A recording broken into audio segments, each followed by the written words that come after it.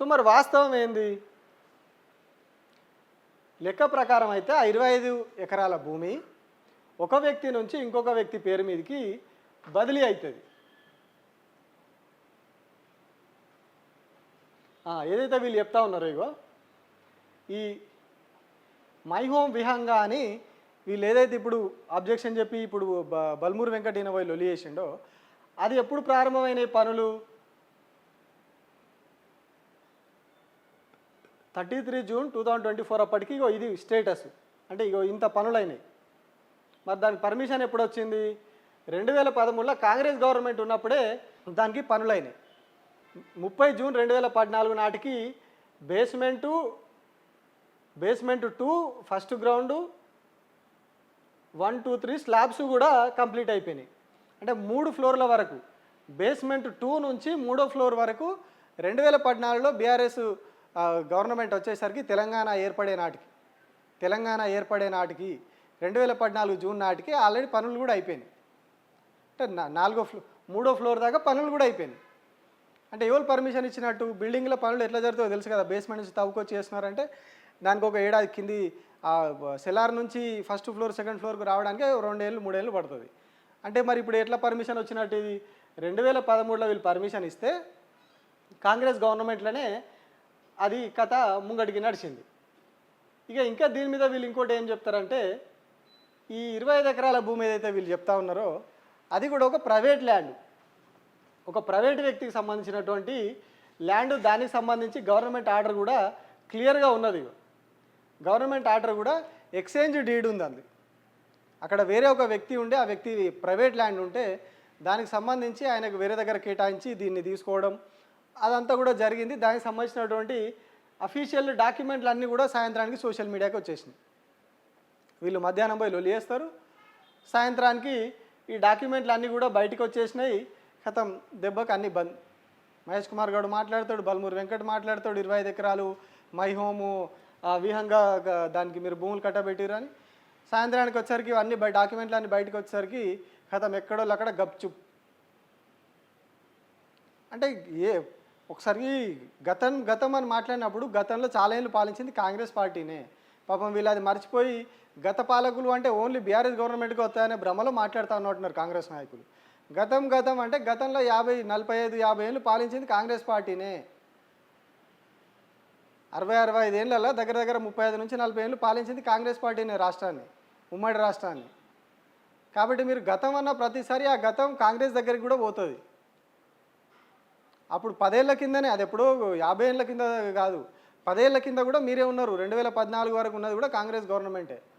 So ఇప్పుడు మనం ఏం చేసినా ఏమన్నా గతం అని మాట్లాడినప్పుడు కొద్దిగా క్లారిటీగా మరి మన గత ప్రభుత్వంలో ఉన్నప్పుడు మన కాంగ్రెస్ పార్టీ ఏమన్నా పర్మిషన్లు ఇచ్చిందా, ఇంకేం చేసింది, ఏమైనా లెటర్లు ఇచ్చిందా, జీవోలు ఇచ్చిందా, ఇవన్నీ చెక్ చేసుకొని మాట్లాడుర్రి. ఉత్తగా ఎందుకు బయటకు వచ్చి ప్రజల ముంగట ఎర్రోళ్ళు అవుతారు చెప్పుర్రి.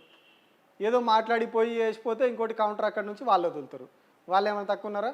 వాళ్ళు సోషల్ మీడియాలో వాళ్ళు అందరూ ఒకరికొకరు ఎవరికి మేము హమ్ కిసీసే కమ్ నయ్యి అన్నట్టే తయారవుతున్నారు. వాళ్ళు డాక్యుమెంట్లు ఇచ్చి వాళ్ళు వేస్తూ ఉన్నారు.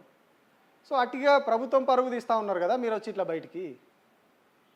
ఆల్రెడీ మీరు చేసే పనులతోటి ప్రభుత్వం పరుగు పోతూ ఉన్నది. ఆ కొంత ఉన్నదాన్ని కూడా మీరు ఇట్లా వచ్చి చిల్లర పంచాయతీలతోటి చిల్లర కామెంట్లతోటి ఎందుకు ఇవన్నీ?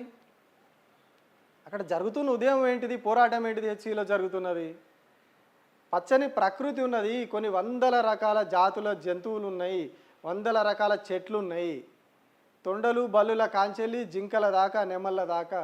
నెమలి మన జాతీయ పక్షి, అది చనిపోతే ఎవడన్నా దాన్ని చంపితే కేసు అవుతుంది, జైలుకు పోతారు. అంత పవర్ఫుల్ నెమళ్ళు ఉన్నాయి అందులో. ఆ ప్రకృతిని, ఆ పచ్చని చెట్లను కాపాడుర్రి. హైదరాబాద్ కాంక్రీట్ జంగల్ అయితే ఉన్నది. ఈ కాంక్రీట్ జంగల్ అయితే కాకుండా అక్కడ అంత మంచి పచ్చని ప్రకృతి ఉన్నది, ఆ ప్రకృతిని కాపాడండి.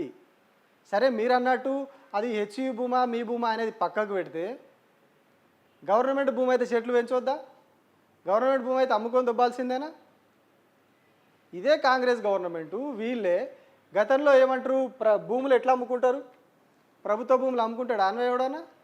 రేపు ఎవరైనా చనిపోతే, మనుషులు చనిపోతే బొంద పెట్టడానికి కూడా జాగా లేకుండా అన్నీ అమ్ముకుంటారు అని చెప్పి మాట్లాడారు ఇదే ముఖ్యమంత్రి గారు. ఇప్పుడు ఏం చెప్తా ఉన్నారు అసెంబ్లీలో? డెవలప్మెంట్ చేయొద్దా, మేము మంచి పనులు చేయొద్దా, చూపిస్తా కూడా మీకు బయట కూడా చూపిస్తా, మేము డెవలప్మెంట్ చేయొద్దా, ఇట్లా అడ్డుకుంటారా మమ్మల్ని? ఆయననే మాట్లాడతారు. ఎంత అంటే రాజకీయాలు ఎంత గమ్మతి అంటే, అటున్నప్పుడు ఒక మాట, ఇటున్నప్పుడు ఒక మాట, ఒక ఒక ఒక అడుగు అటు ఇటు పడంగానే ఎంత దారుణంగా మాటలు మార్చేస్తారంటే, అప్పుడు స్వయంగా ఆయనే చెప్తాడు, భూములు అమ్ముతారా ఎవడన్నా, భూములని అవి మన సంపద, దాన్ని దాచిపెట్టుకోవాలి, వాటిని అట్లా అమ్మితే రేపటి రోజున భావితరాలు ఏం కావాలని చెప్పి గత ప్రభుత్వ హయాంలో ఈయననే ఆందోళన చేసిన ఈయననే మాట్లాడిండు, అన్నీ చేసిర్రు. ఇప్పుడు వచ్చేసరికి అంటే ఏమంటారు, మనదాకా వస్తే కానీ అసలు విషయం బోధపడదు అంటారు కదా, అట్లుంటుంది అన్నట్టు కథ. తన దాకా వస్తే కానీ తెలియదు ఏది కూడా. ఇప్పుడు ఏంటంటే డబ్బులు కావాలి, గవర్నమెంట్ని ఎట్లా నడిపించాలి, ఏం మెయింటైన్ చేయాలనేది తెలుస్తలేదు, అర్థమవుతలేదు, పైసలు వెళ్తలేవు.